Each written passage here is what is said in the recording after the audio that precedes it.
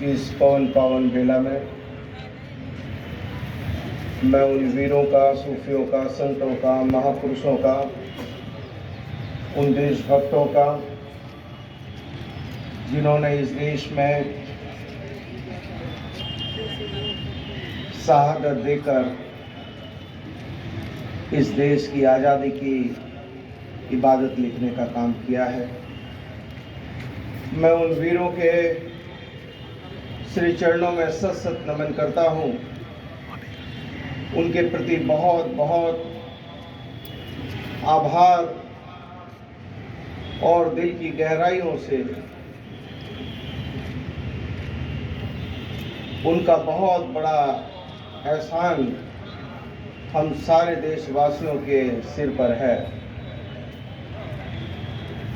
मैं आज गणतंत्र दिवस के उपलक्ष्य पर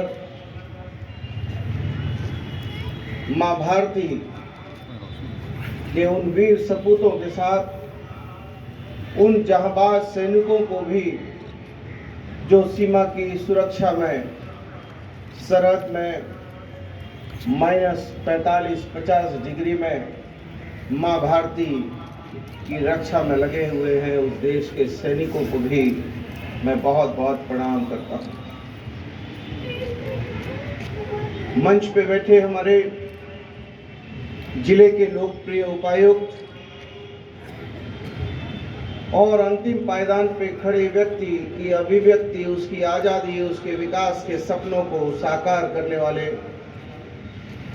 हमारे उपायुक्त भजंत्री साहब, हर वो आंखें जो न्याय के लिए भटकती हैं, अपने हक और अधिकार और अपनी सुरक्षा के प्रति चिंतित होती है, उनकी आशा और आकांक्षा के प्रति हमारे जिले के एसएसपी किशोर कौशल साहब, हमारे अनुमंडलाधिकारी पीयूष जी, नगर आरक्षी अधीक्षक साहब, जिले के सभी वरीय प्रशासन और पुलिस के पदाधिकारी, स्काउट गाइड, तमाम जमशेदपुर के सुसंस्कृत विचार के प्रभुजनों, विभिन्न सामाजिक और राजनीतिक संगठन से आए हुए सभी साथी दोस्त, प्रेस प्रतिनिधि साथियों, आप सभी लोगों को गणतंत्रता दिवस की बहुत बहुत शुभकामना देने आया हूं। माननीय मुख्यमंत्री आदरणीय हेमंत सोरेन जी और आपके द्वारा चुनी हुई इस सरकार की भविष्य की सोच, वर्तमान की स्थितियां, आने वाले समय में राज्य और राष्ट्र की परिस्थितियों के बारे में जो हमारा विजन है, सोच है, उसको भी मैं आपसे साझा करना चाहता हूं। साथियों, दोस्तों, ये आजादी का इतिहास किसी साधारण स्याही से नहीं लिखा गया है। आजादी का इतिहास हमारे वीरों, सूफी, संत, महात्माओं के रक्त की बूंदों से लिखा गया।